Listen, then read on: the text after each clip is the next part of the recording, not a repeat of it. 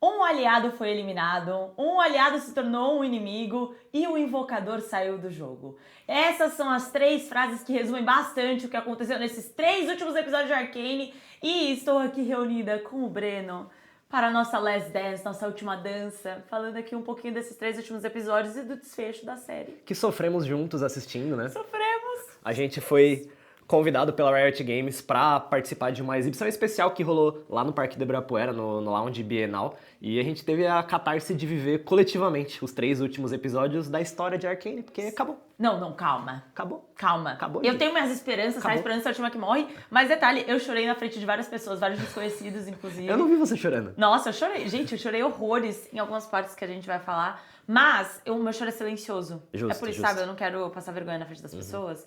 Mas basicamente, hoje, o que eu e Breno faremos é um geralzão de todos os episódios. Então não vamos começar com um choro. Nós vamos começar com a felicidade. Comentando aqui um dos melhores, se não o melhor episódio de toda Arcane, dessas 2 temporadas, que foi o 7º episódio, mostrando o que aconteceu com Echo e Heimerdinger. Para mim, pode cravar o melhor episódio da série. Puta Assim. que pariu, que episódio bom. Eu era muito fã do episódio 5, que é o segundo episódio do segundo ato, que acontece uma porrada de coisa. Que é o da treta da Sevica, não? Com os Sim. Barões da Química?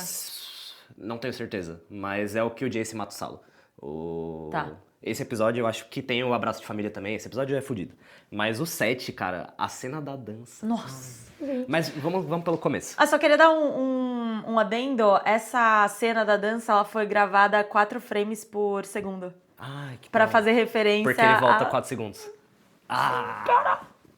muito bom. Mas enfim, vamos começar do começo. Temos aí, ó... A galera do backstage já tá colocando um pouquinho dessa cena. Inclusive, referência aí às A entradas Jinx da caminhando. Jinx. Aham. A Jinx caminhando. Mas tivemos aí a nossa confirmação pra onde foi Heimer, pra onde foi Echo. A minha grande teoria é que eles tinham viajado no tempo. E aí eles tinham ficado presos no tempo. E durante esse momento que eles ficaram presos, eles conseguiram ter algumas visões aí. Tanto o Echo teve um tempo considerável para desenvolver o Z-Drive, que o é Z-Drive.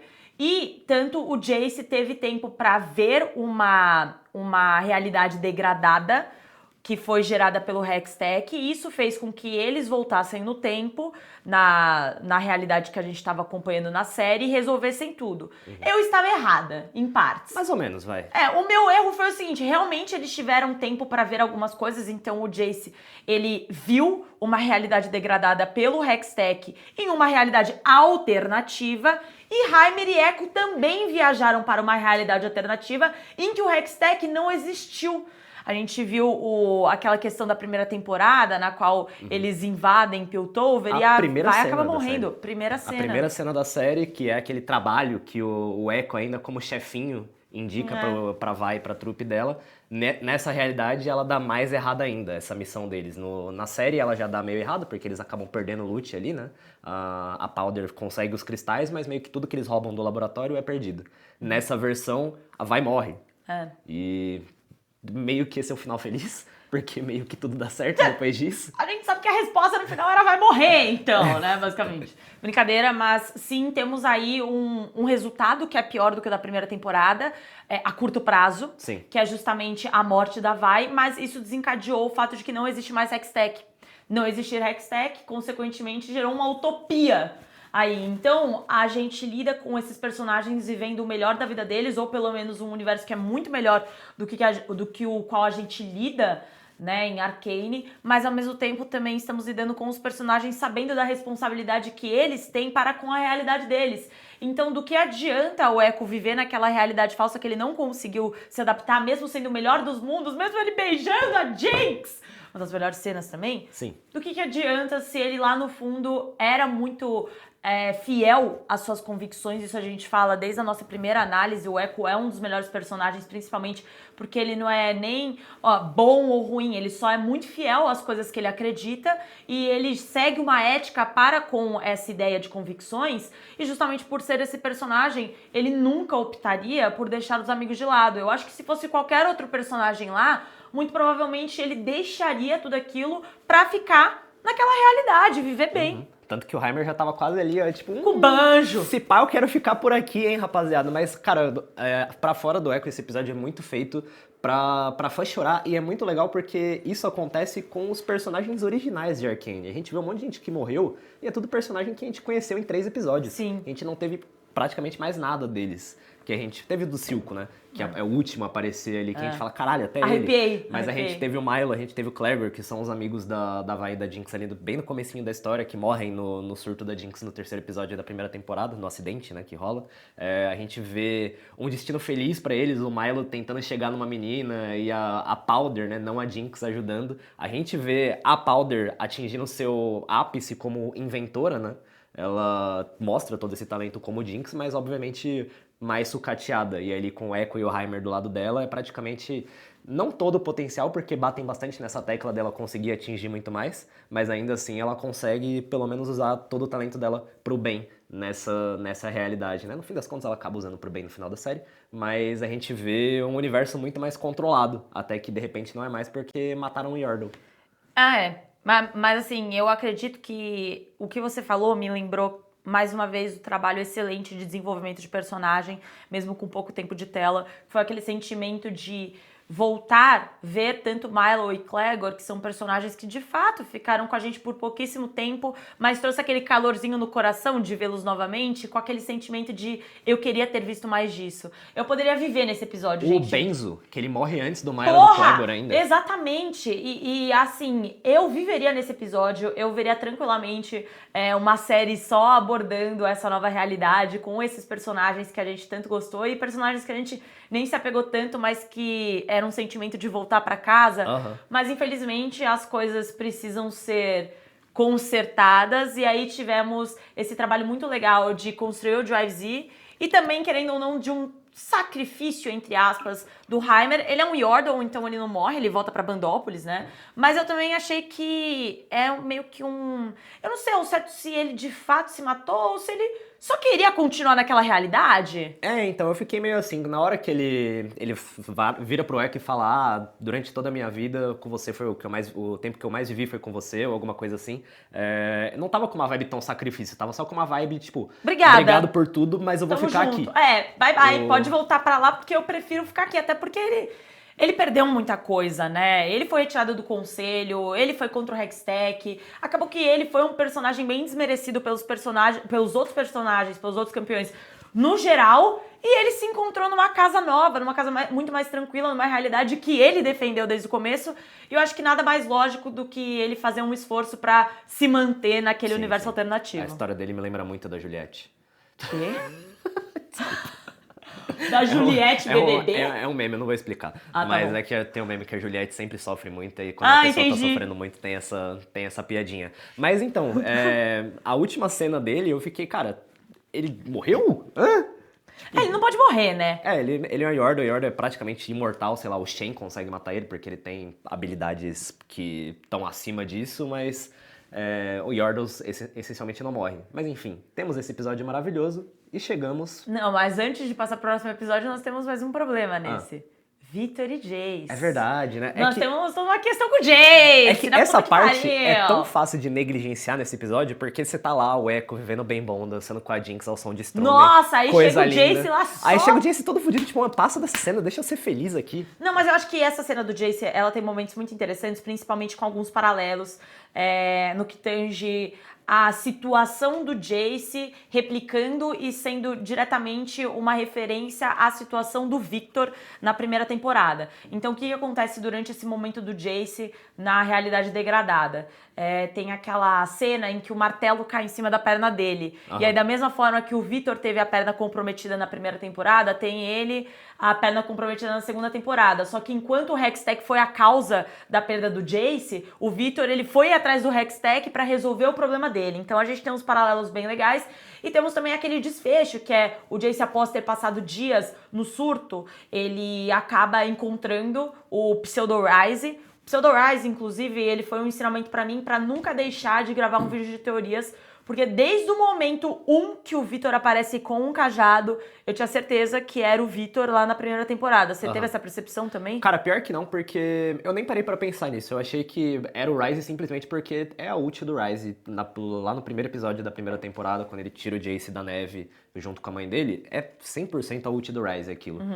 Nunca imaginei que ele fosse o Victor. Foi só quando você falou, que a gente tava ali no episódio, você falou que talvez tivesse essa revelação, eu falei, pô, faz sentido. Mas eu confesso que não tinha pensado, não. Essa é uma teoria que eu tava há muito tempo pra fazer e eu nunca fiz porque eu achei que de fato eu tava viajando. Eu virei e falei, cara, eu vou criar essa teoria, todo mundo vai falar que eu tô viajando porque o Ryze já existe, eu resolvi não fazer. Mas pra mim era muito lógico. Acontece que eu errei também porque na minha concepção ia ser tudo um paradoxo de Bootstrap. Pra quem já assistiu Dark ou assistiu alguma obra de viagem no tempo, sabe o que é o paradoxo de Bootstrap? Que é basicamente uma pessoa voltando no tempo ou fazendo alguma mudança com a expectativa de que aquela volta no tempo ou mudança efetivamente faça alguma diferença, só que na verdade aquela ação que essa pessoa tomou é a geradora de toda a consequência. Então você volta no tempo para consertar alguma coisa e na verdade você voltar no tempo gerou aquela causa, aquela consequência, entendeu?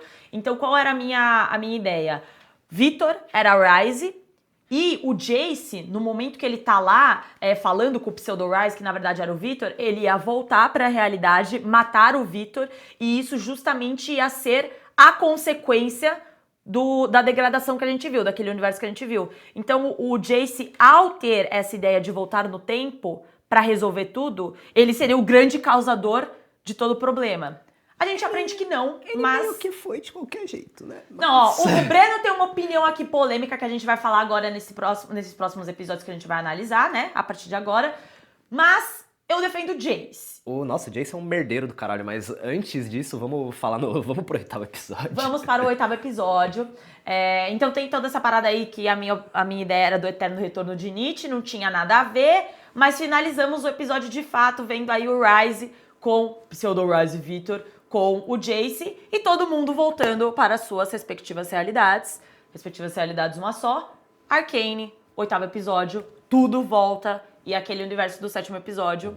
A gente dá bye-bye. É um episódio mais de transição também, né? Querendo ou não. Sim. A gente tem muita coisa pra ser cuidada do que aconteceu no final do 6º episódio, que acontece uma porrada de coisa do 5º pro 6º ali. O sacrifício da Isha, a morte do Vander, o que vai acontecer com a Jinx depois disso, porque, obviamente, era impossível ela ficar neutra com relação à quase filha dela e o pai morrendo na mesma cena. Sim. Então tinha muita coisa pra rolar ali, e o 8º episódio, ele meio que cuida um pouco disso, enquanto serve bastante fanservice. Serve muito fanservice, a gente começa até citando aí uma coisa que no futuro vai ser muito fanservice, mas Ambessa. Ambessa Medarda tá aí com toda essa questão da Rosa Negra, Mel Medarda, Ambessa Medarda, Rosa Negra. O que eu acho, tá? Honestamente. Eu amei o 7º episódio. Chegou no 8º, eu tava com algumas dúvidas de como tudo seria resolvido. Eu e Breno falamos muitas vezes sobre várias inserções de elementos e que a gente tinha um pouco de medo sobre como esses elementos seriam desenvolvidos.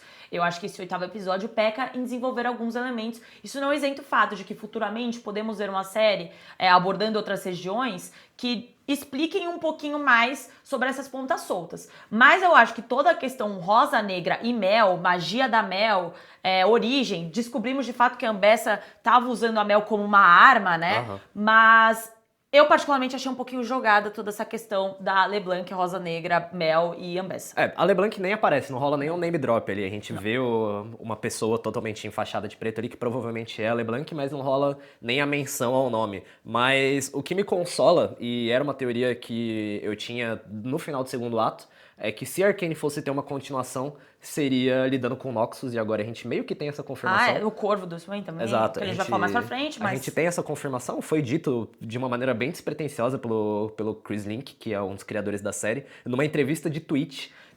Essa entrevista tá viralizando absurdos, sim, né, inclusive. Ele mencionou que já tinha uma série sobre Noxus sendo feita há mais de um ano. Aparentemente. Então acho que é o gancho que a série deixa no final e espero que isso conte um pouco mais, porque, ok, a Ambessa tava usando a Mel como arma, a Rosa Negra tem esse interesse, mas por que a Mel é tão mais forte do que o resto da família dela? Exatamente. De onde que veio isso? Na cinemática da Ambessa a gente tem uma noção disso, né? Porque depois que a Ambessa volta da morte, que o lobo poupa ela, a gente vê a Mel dentro da barriga barriga abrindo os olhos dourados ali, mas isso é explicado num clipe de música e eu acho que eu preciso de um pouco mais do que isso. Sou burro? Talvez, mas eu preciso de um pouco mais que isso pra eu estar confortável com esse Não, eu assunto. concordo plenamente. Eu acho que também é uma crítica construtiva. Não acho que ninguém vai hatear a gente por estar pontuando aqui que faltou um pouquinho de desenvolvimento de toda essa parte da Rosa Negra, até porque a Rosa Negra foi tratada nessa segunda temporada como uma parada primordial, mas a gente não teve respostas, só que fica esse gostinho de quero mais e justamente aguardamos que isso seja abordado numa próxima série.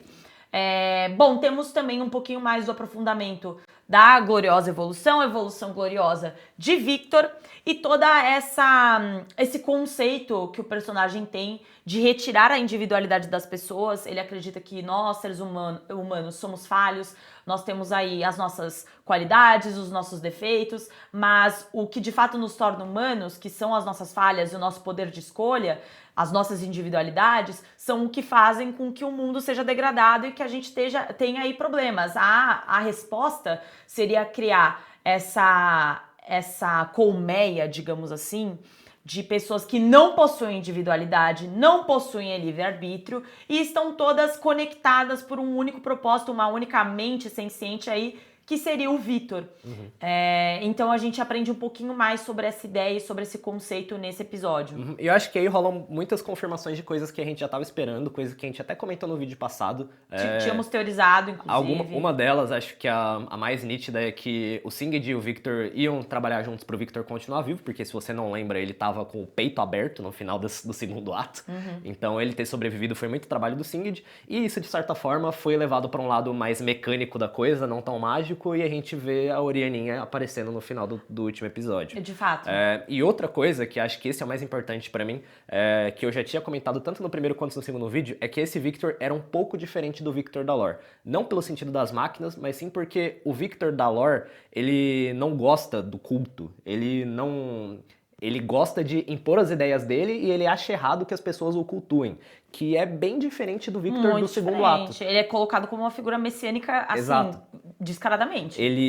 Totalmente, e ele meio que ainda é essa figura messiânica na lore, mas ele não gosta desse culto, enquanto no segundo ato ele tava tranquilão sendo Jesus da galera e meio que vem quem quer. Eu não preciso expandir meus ideais pra todo mundo porque eu entendo que isso daqui é um rolê fechado. Só que aí chega o Jace e dá um tiro no peito dele, ele fala, não, agora realmente eu tenho que levar a palavra pra todo mundo, porque senão vai todo mundo morrer. Porque é o que acontece quando você não é evoluído, você vem o seu melhor amigo e te dá um tiro no peito. O Breno é hater do Jace e eu era também, mas eu vou ter que dizer que eu sou contra a ideia do Victor de criar todo mundo na zumbiada aí, entendeu? Inclusive, ele foi o grande responsável de tirar Vander de Warwick, então, Victor, eu passei a ser sua inimiga. Mas tem uma dúvida aí, você falou de lore, o que achamos, inclusive pessoal de casa, do visual de Victor? Puta, eu gostei muito, cara. Eu adorei, eu e achei. O braço mecânico sendo uma coroinha meio Jesus mesmo, né? Sim. Cara, eu achei bem legal. O rosto dele abrindo.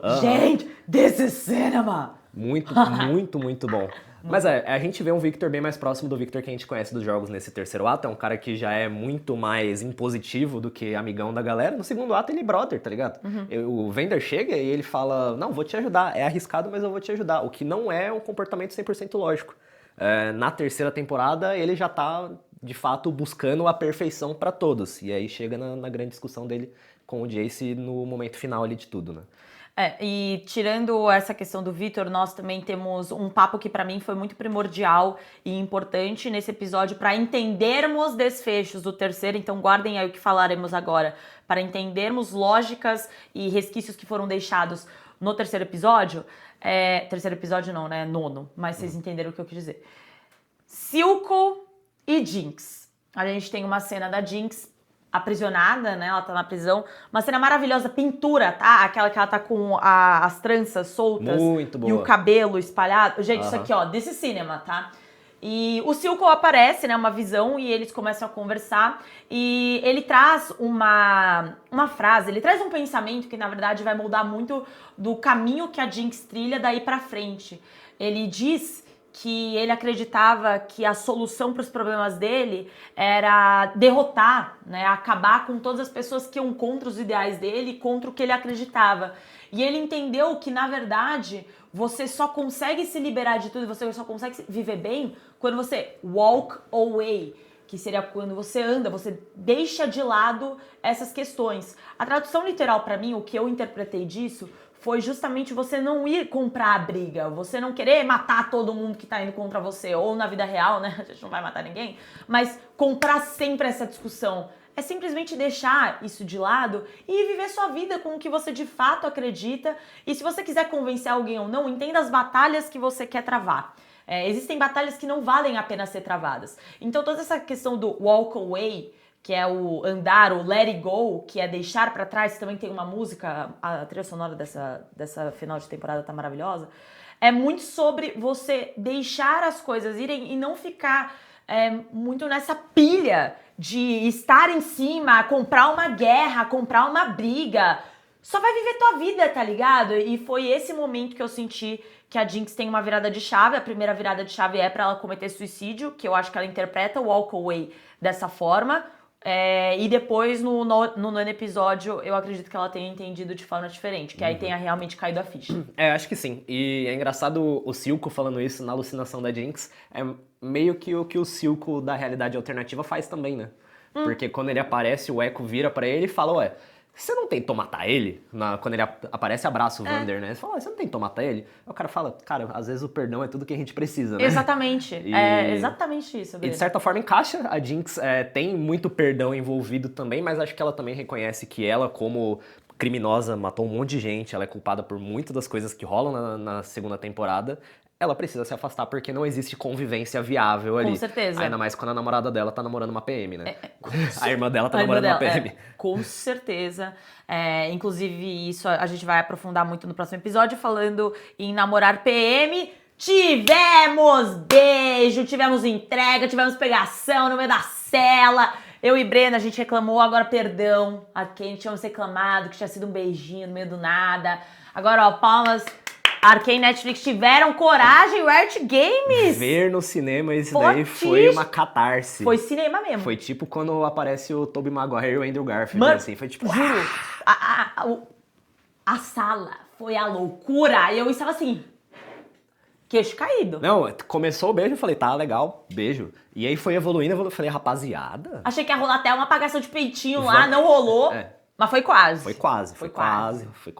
Mas, cara, finalmente, né? Finalmente. Tanto que acabou o primeiro episódio, o sétimo no caso, né? E acho que eu virei até pra você e falei, pô, a Riot realmente vai colocar um beijo melhor entre o Echo e a Powder do que no casal da primeira temporada? Podem ficar tranquilos. Breno pode ficar tranquilo. Seu desejo foi uma ordem. Perfeito. Uma ordem não, uma exigência.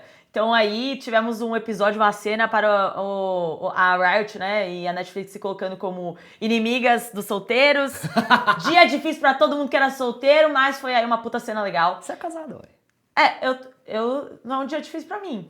Quer dizer... Eu também. Os dois namorando, tá ligado? Mas... Se você eu fui solteira por 27 anos, tá? Eu gosto da vida de solteiro, mas de fato, se eu estivesse solteira vendo aquilo lá, eu ia ficar, caralho! Mas tudo bem, ficamos felizes. Felicíssimos por nossas vidas. Pelos casais alheios. E esse episódio, ele finaliza com uma representação do que, na minha opinião, né, seriam as nossas individualidades. A gente finaliza o episódio mostrando as memórias do Vander indo embora, né, sendo dissipadas. Sim. E a gente entende quem nós seríamos sem as nossas memórias, quem nós seríamos sem a nossa personalidade, sem as nossas qualidades, sem os nossos defeitos, sem tudo que a gente já viveu, nós seríamos um grande nada.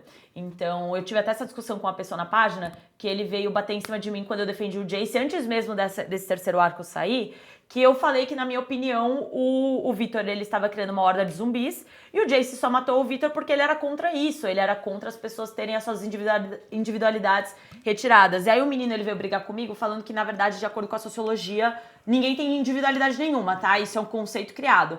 Gente, pelo amor de Deus, é óbvio que a gente tem! O que nós seríamos sem memória, o que nós seríamos sem os nossos defeitos, o que nós seríamos sem a história que a gente já construiu até agora. Nós somos moldados pelo dia a dia que a gente vive, pela rotina que a gente tem, pelas escolhas que a gente já teve. Então, obviamente, nós temos as nossas individualidades. Se isso é retirado da gente, a gente vira aquela casquinha, um eco lá, parecia uma casca de... Sabe antes de virar borboleta? Um casulo? Um casulo. Só que no caso não vira borboleta, né? No caso não vira borboleta. Só o Victor que abre.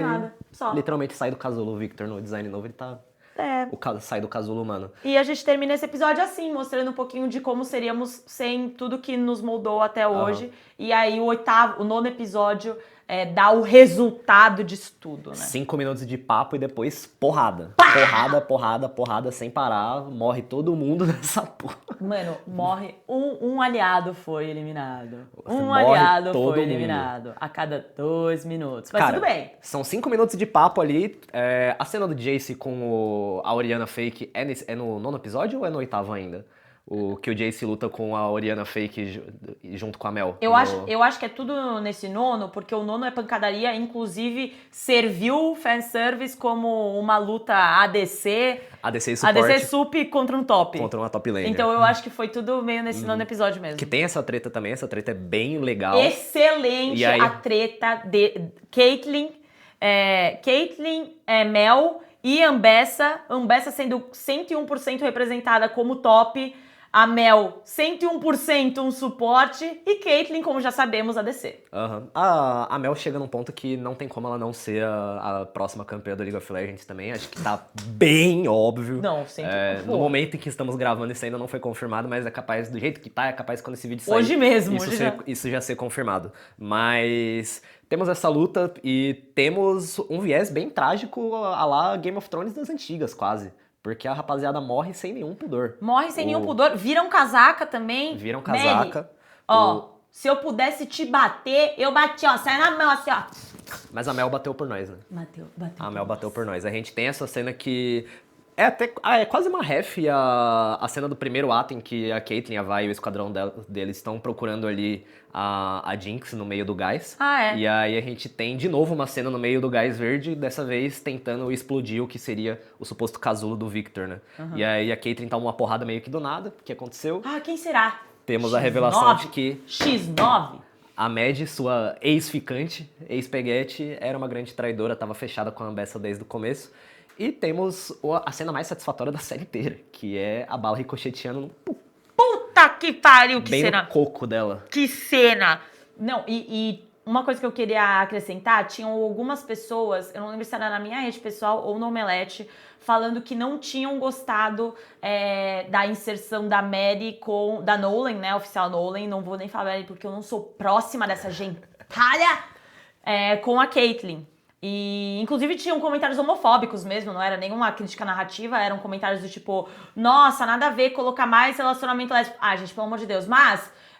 pra você ver que, na verdade, não era nem de graça, entendeu? Não era nem pra mostrar que a Caitlyn tava pegando outra pessoa. Foi uma construção narrativa pra justificar narrativamente e no texto uma pessoa que estava dentro da galera de Piltover, que a gente achava que era a nossa brother, virando a casaca. Sim. E eu achei isso muito inteligente, porque não foi uma coisa do nada. Foi justamente criado um mote aí para Nolan e uma justificativa para ela ficar do lado da Ambessa e ir contra a Caitlyn e vai. E tem até um foreshadowing da própria Ambessa, né? Ela fala pra Caitlyn em determinado momento, é melhor não se relacionar com pessoas do trabalho. E ela fala isso de novo. Ela repete. Falou, eu avisei. Onde se ganha o pão, não se come a carne, pessoal. Anotem. Eu não posso dizer isso, né? Porque a minha namorada trabalha aqui também. Só o Breno. O Breno pode, o Breno tá tudo bem. Mas a gente começou a namorar antes. Mas sabe uma coisa que eu queria falar desse episódio também? Esse episódio foi o episódio das skins, tá? Porque nós temos Warwick de Ferro, exijo que tenha essa skin. Jinx Punk. É a Jinx exaltada, né? Meu, precisamos dessa skin também. Inclusive, eu acho que ela já foi anunciada. Foi. Essa é a skin de R$1.000 e tantos. Que é o capuzinho. Tem várias variações visuais, vai ter bastante coisa. Vai ser uma das skins mais caras do jogo. Vamos ver aí a cena dela entrando. Maravilhosa essa cena, música excelente. Quem ainda não foi procurar a trilha sonora de Arcane, procure, que vocês estão perdendo. E óbvio, a Caitlyn tapa-olho. Caitlyn tapa-olho também não pode deixar de existir. Mas aí temos a cena da Jinx chegando com o dirigível e a partir daí que a guerra começa, né, a pegar bastante. Sim. E já começa as começam bem cedo, né? Porque a primeira cena da guerra já é no meio da galera com a Vi carregando um oficial nas costas. Logo depois disso, o Loris, que é o cara do escudo, que faz parte do esquadrão dela, também morre. Que foi outra cena que todo mundo fez. Nossa, tristeza. No cinema. A gente ficou bem mal mesmo. A gente tem uma motherfucking Jean reference nesse episódio. Puta, é verdade! E isso gerou muito burburinho também, que todo mundo começou Jean, mas... Cara... Meio que não aconteceu nada, mas deram... de Ionia? Mas ele tem ali, briga com a Camille e tudo mais. Entendi. Eu não tenho certeza se o Jim é de Ionia.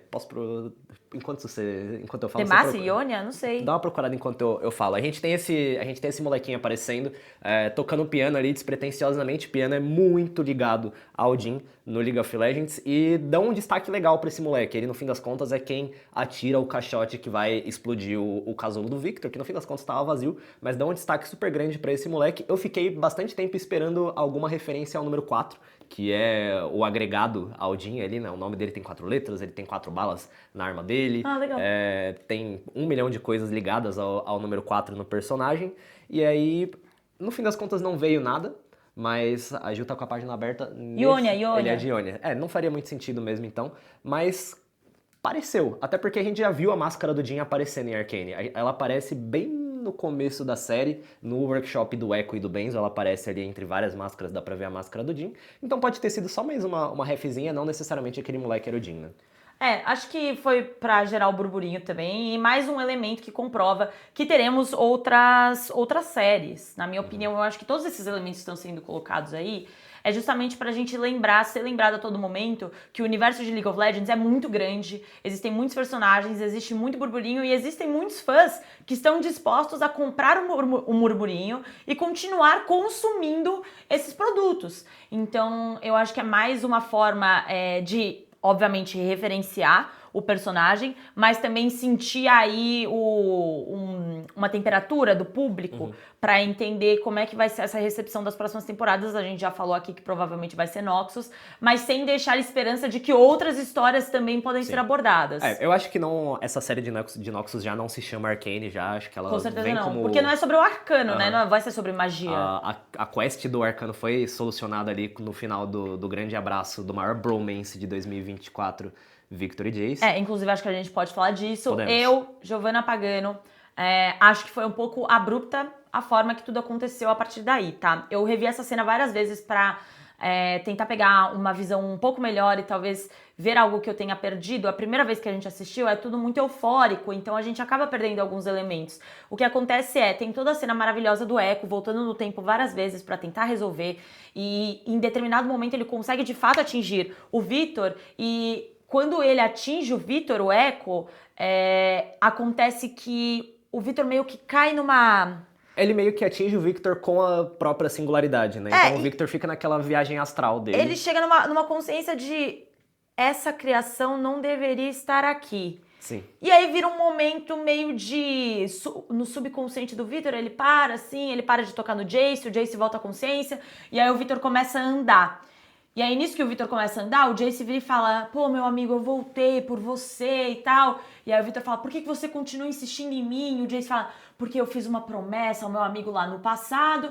E a partir daí, as coisas começam a se resolver. Isso é mais ou menos no minuto 30, 40 do último episódio. Honestamente, eu acho que para uma pessoa que estava 100% convicta das ideias que tinha, eu não comprei muito, tá? Quando eles se abraçam, o Victor vê toda a realidade degradada e entende que o preço de alcançar a perfeição seriam campos vazios sem sonhos. E a partir daí que ele saca que a ideia dele é uma merda. Mas eu acho um pouquinho fora, porque é muito curioso ele ter chegado nessa conclusão depois de ele ter percebido que criar um monte de hordas de pessoas sem individualidade, ninguém mais vai ter sonho. Porra, meu amigo, você descobriu isso agora? Precisou ter todo esse caos pra descobrir? Eu não necessariamente discordo de você, eu acho que dava pra ter trabalhado um pouco mais isso, mas eu adicionaria que acho que a primeira quebrada de cara que o Victor tem é um pouco antes disso. É quando ele tá atingindo o estágio final dele ali e a Sky, a namorada dele, vira e fala... Ele vira e fala, vou sentir falta das nossas conversas. Não vai. E ela falou, não, você não vai não. O que pra mim confirma o que a gente tava falando no segundo vídeo, que o Victor é um puta egoísta do caralho. Sim. Que ele nunca pensou nos outros. E acho que ali talvez ele já tenha um pouco dessa percepção. E com o reforço de ponto do Jace, eu acho que dá um pouco mais de lógica pra ele ter abruptamente mudado. Né? Entendido que ele tava bem errado ali. A gente tem a confirmação do Não-Rise ser o Victor, né? Que mostra ali várias e várias realidades em que ele tenta colocar essa responsabilidade na mão do Jace de meio que salvar o mundo. E o Jace nunca consegue, até que finalmente ele consegue nessa realidade, porque, né, é uma série, a gente não vai assistir as outras dando errado. Essa tinha que ter dado certo. Mas, enfim, por que eu acho o Jace um merda? Dito isso... Por que eu compro mais a redenção do Victor do que a do Jace? Cara, o Jace, desde a primeira temporada, ele é um personagem que não sabe o que ele quer fazer ali. Na verdade, ele sabe, ele quer fazer o Hextech. O que ele quer fazer com isso são as pessoas que contam pra ele. Ele é um cara que ele é vazio de ideia, ele é muito, muito inteligente cientificamente, mas em questão de ideia, ele segue quem tá mais próximo ali. Tanto que ele é extremamente manipulado pela Mel pro Hextech conseguir passar pelo conselho. A Mel usa o Jace de uma forma genial ali pra conseguir direcionar tudo pro que ele quer. E aí a gente tá falando de... usar o Hextech como arma, o próprio Hex Portal, a evolução que o Hextech teve foram só de coisas que as pessoas estavam falando na cabeça do Jace, e ele meio que tipo, pode crer, né, não sei muito bem o que ele quer. Quem tinha muito mais convicção desde o começo era o Victor. Ele se perdeu nas convicções? Pra caralho, óbvio, senão a gente não tinha a série como ela se desenvolveu. Mas o Jace, ele era um cara que, mano, o que eu tô fazendo aqui, velho? Ele só queria fazer as invenções dele, e ele acabou se perdendo, e aí chega no final, e ele vê a desgraça aconteceu. Ele vê o campo vazio ali, parecia quando o Vesúvio entrou em erupção. Ele vê tudo de ruim que aconteceu, e aí a principal coisa que vem na cabeça dele é, no final do segundo ato, chegar e dar um tiro no peito do melhor amigo dele. Mas eu adoro isso. Eu acho burro dele. Mas sabe por que eu adoro? É o único momento que ele fez algo que ele realmente acreditava, ele mostrou algum carisma ali, pelo menos, mas foi muito burro da parte dele, porque isso meio que foi o que causou o Victor virar o malvadão, porque ele tava sussa sendo o Jesus da coloniazinha dele ali. Mas ia ficar aquela coloniazinha de merda. Mas não tava atrapalhando ninguém. Estavam atrapalhando as pessoas lá que não tinham mais personalidade nenhuma. Mas elas também estavam toda fodidas, então meio que, tipo...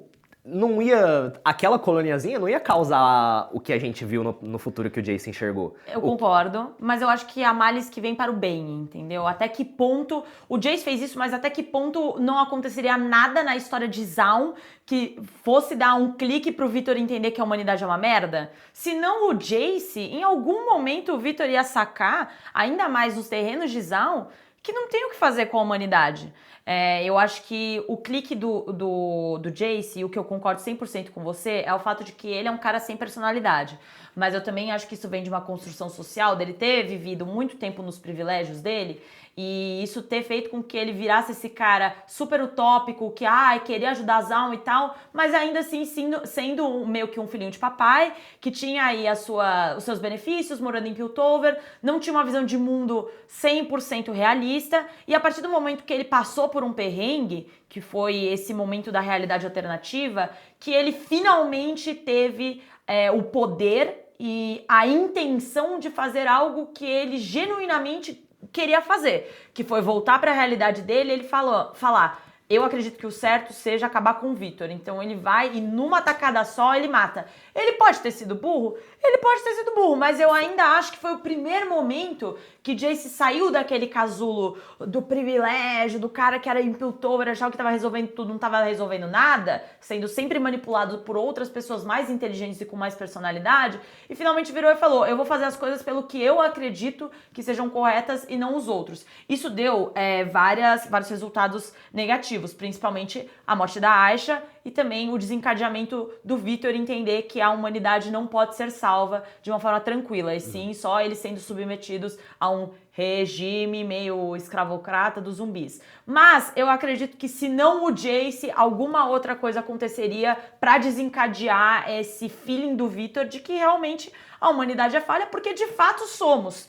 Então, se não o Jace, qualquer outro personagem ou qualquer outra situação para comprovar que, na verdade, a verdadeira solução seria meio que fazer com que todos virassem zumbizinhos. Mas, cara, eu discordo dessa parte do Jace ser privilegiado, porque a gente vê sei lá, acho que a primeira cena da série ele quase morrendo, né? É o Jace quase morrendo. E aí, ele é transportado lá pela ult do Não-Rise pra Piltover. E ele faz parte da casa Thales, que não é uma casa ascendida socialmente. Ele é a classe média, ele é normal. Tanto que ele é quase, tipo, filho adotivo da família da Caitlyn, que aí sim é uma família super rica. A casa Thalys é bem mais pobre do que a casa Kieran, e isso até gera o estranhamento da galera do conselho. Quando ele é colocado no conselho, a galera fala, o que esse pobre tá fazendo aqui? Porque ele não era ricaço, ele não era privilegiado, ele era um cientista. É que acho que Piltover já é meio privilegiada em si, Sim, sabe? mas... Porque se você vê que o Vitor é zaunita. E eu vejo que ele tem uma visão de mundo muito maior do que do Jace. Tipo, o Jace, ele pode não ser um cara ricaço, mas eu vejo privilégios nele que fazem com que ele não perceba o mundo que ele vive. Ele é muito tópico. Na primeira temporada, ele acha que ele tá ajudando todo mundo e, na verdade, ele não percebe. Ele não tem a cara de atezão e entender a realidade que ele tá, de fato, lidando, entendeu? Já o Vitor, ele me parece um cara mais lógico, porque ele já viveu aquela realidade, ele entende o que é ser zaunita e ele entende os problemas que estão rondando a sociedade, que é muito mais do que a necessidade de um dispositivo que vai gerar aí tecnologia ou mais benefícios para os mais ricos, entendeu? Eu acho que ele é muito mais deslumbrado do que inocente. Justo, eu acho que ele é mais deslumbrado. tipo, eu era um fudido, ok, eu não era um zaunita, mas eu era meio pobre entre essa rapaziada que tá me cercando aqui e de repente eu sou o rosto do dia da inovação. Sim. E aí ele fala, agora eu sou bonitão e tudo mais. Só que ele nunca foi o bonitão, ele não teve a vivência entre essa classe alta pra saber como a galera se relaciona e ao mesmo tempo ele não carrega nada do que seria a vida de fudido dele. Tipo, pô, o cara é cientista. Cientista, por definição, é um coitado. Tanto em Arcane quanto na vida real. Sim. É um cara que vai se fuder muito, é um cara que tem que se provar muito e o Heimer é, sei lá, a única exceção porque ele tem 800 anos de vida. De fato, já se provou, né? Exato. E o Jace, ele carrega zero desse passado mais periférico dele, o que acho que talvez seja o meu grande problema com ele, assim. Eu concordo, ele se tornou um wannabe, né? Ele quer ser aquela galera, ele se tornou deslumbrado e ele não traz o peso que pode ter vindo com a infância mais complicada dele. Enfim, resolvemos essa parte. Temos o outro grande núcleo se resolvendo ali também, que é a grande batalha Vi, Jinx e Vander / Warwick ali, né? Pois é, tivemos esse momento que é o sacrifício da Jinx, entre aspas. Eu não tinha gostado muito dessa cena quando eu vi a primeira vez, porque eu acho que é tudo muito conveniente. A Vi nesse lugar um pouco mais... como é que eu posso falar lá? Instável, nesse lugar mais instável, aí tá o Warwick ali do lado, aí ela fica meio pausada aí, tem esse momento traumático. Tipo, pra mim é tudo muito conveniente pra alguém morrer. E eu acho que a Arcane não tem muito disso. A Aisha foi, de fato, uma inserção conveniente para morrer, mas eu acho que tudo é sempre muito bem desenvolvido e as coisas acontecem de uma forma tão genuína que você não sabe direito quando alguém vai morrer ou não. Essa cena começou, eu já tinha certeza. Eu falei, ou vai, ou o Jinx vai de arrasta. Alguma coisa vai acontecer. Então eu não curti muito porque eu já tava esperando isso. E aí quando a Jinx, ela acaba se sacrificando, eu pensei, caramba, a gente teve tão pouco da Jinx nesse episódio e é assim que eu vou dizer adeus? Tem uma cena muito bonita que é o Vander, a Vi e a Jinx aqueles todos closes juntos, nelas aqueles também, closes deles juntos num passado não tão distante assim, né, mas num passado, e é muito bonito, mas ainda assim eu achei uma forma muito abrupta pra dar adeus a essa personagem, e aí a gente vê o momento em que ela libera a manopla da Vi e se permite cair, mas eu acabei gostando mais pensando na teoria de que ela está viva. Não, ela 100% tá viva, mas eu queria adicionar isso que você falou. Eu acho ok abrupto, mas eu acho que no mínimo é coerente com a Vi essa enrolação. Porque a Vi é a personagem que, desde o começo, ela tem muita paciência com a Jinx. Quando a Jinx já tava fodida, já totalmente despirocada da cabeça, a Vi era a única pessoa que tentava encontrar alguma coisa da irmã dela dentro daquela casca que virou a personagem. E isso se pagou na segunda temporada, né? Elas se encontraram um meio termo até certo ponto. Mas isso também é reforçado na segunda temporada. Ela podia ter matado a Jinx no primeiro ato da série, e ela sempre mostrou bastante paciência, então se ela teve essa paciência com a Jinx, por que não ter essa paciência com o Vander também, que era o pai dela? Então eu acho que é ok essa cena dela meio que enrolando ali naquela superfície. Mas sim, Jinx está viva. Tem 1 milhão de indícios pra isso. O primeiro deles é bem... Não é nítido na série, mas eu acho que é o mais fácil de você perceber, que é a Caitlyn olhando primeiro os registros ali da torre do portal Hextech, e ela vê um pontinho preto escapando. E isso vem junto com a Vai cantarolando uma música que era delas, junto com a tampinha da granada da Jinx aparecendo. O macaquinho na mão, é toda uma construção de cena que, narrativamente falando e visualmente falando, não faria sentido estar lá se não fosse para entregar alguma informação. Então, é uma forma muito sutil de informar que uma personagem está viva, mas é uma forma de trazer uma mensagem. Ah, não, mas isso foi só colocado pela Riot para dar burburinho. Ah, tem mais coisa. Tudo bem, gente, pode até ter sido colocado pro burburinho, mas a cena não foi colocada lá de graça. Então, a especulação que ela está viva não é de graça. É uma cena clara da Caitlyn com o macaquinho na mão, vendo os dutos, tubulação. Vendo logo na sequência, a Vai começar a cantarolar a música que a mãe cantava para elas quando eram crianças. São todos elementos narrativos que te fazem entender alguma coisa, te fazem receber uma informação, apesar de ser de uma forma muito mais sutil. E o final também termina com o dirigível, que eu acho que é uma referência direta ao fato de que a Jinx, na primeira temporada, quando ela ainda era Powder, ela vira e fala, eu ainda vou dirigir um desse. Essa é a cena da primeira temporada em que ela vira e fala. E a última cena dessa segunda temporada é aquela frase, aquele monólogo da Caitlyn falando que nós ainda estamos aqui. E o dirigível indo embora, deixando claro que não necessariamente que a Jinx estava pilotando, mas que tem aí um fundo de Jinx em toda essa história. Mas tem mais coisa além disso, tá? Da Twitch? Tem um frame que é bem no finalzinho mesmo do episódio que aparece o The End escrito com uma caligrafia... Da Jinx, né? Caiu a luz ali atrás. Com a caligrafia da Jinx. E por cima disso, que pra mim é o que sacramenta que a Jinx tá de fato viva, se você vê bem devagarzinho a cena da explosão, quando ela e o Vander caem juntos... E você vê um rosinha escapando. E é 100% Jinx está viva. Eu acho que a gente não vai ver mais essa personagem na próxima série de Noxus, mas tá viva. E isso entra numa discussão legal. A gente já tá com quase 50 minutos de vídeo, mas tem tanta coisa pra falar ainda. É verdade. Isso entra numa discussão legal que é: campeões do LoL não morrem. Nunca. Nunca aconteceu uma vez, mencionei isso no segundo vídeo, aconteceu com o Gangplank em 2015 ou 2016, que ele ficou quase um mês sem poder ser selecionado no jogo e foi ressuscitado num evento. Agora rolou, de fato. Consigo explicar a morte do Heimer, porque ele é Yordle, ele pode voltar pra Bandópolis. Eu consigo explicar a não morte da Jinx, porque ela claramente tá viva. Consigo explicar que o Victor e Jayce não necessariamente morreram, só foram... Lua de mel no espaço-tempo. Lua de mel no espaço-tempo. Mas e a Ambessa? O que me falaram é que Noxus possui rituais e que ela pode ter sido ressuscitada, porque não faria sentido a cena das tropas de Noxus indo até lá.